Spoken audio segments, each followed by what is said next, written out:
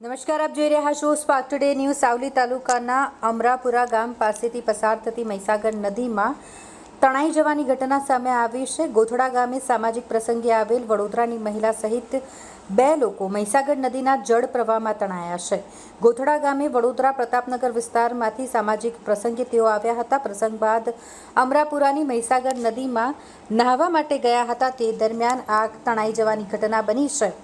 પ્રતાપનગર રામજી મંદિરની ચાલ વિસ્તારના સુગરા બીબી ચૌહાણ આશરે 40 વર્ષીય તેમની ઉંમર છે, જેઓને સ્થાનિક લોકો દ્વારા શોધી કાઢી સાવલી ખાનગી હોસ્પિટલ ખાતે લઈ જવામાં આવ્યા છે। જો કે ત્યાં હાજર ડોક્ટર દ્વારા સુગરા બીબીને મૃત જાહેર કરાયા છે। અન્ય વિક્રમ ચૌહાણની વડોદરા ફાયર બ્રિગેડ દ્વારા શોધખોળ કરવામાં આવી રહી છે।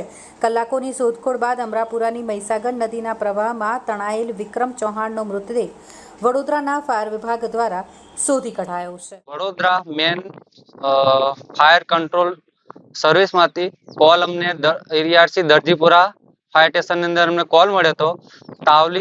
સાવલી તાલુકાની અંદર અમરાપુરા ગામની અંદર જે મેન નદી છે એની અંદર 2 વ્યક્તિ ડૂબેલ હતા એવો અમને કોલ મળ્યો હતો। 5 વાગે અમને કોલ મળ્યો। કલાકની અંદર અમે અમરાપુરા ગામની અંદર આવી ગયા અને અમે 2 કલાક શોધખોળ કરી અને ત્યારબાદ અમને એક ડેડ બોડી મળેલ છે અને એક જે ડેડ બોડી હતી એ ગામના સ્થાનિક લોકોએ કાઢેલ છે। નગીન રાઠવા।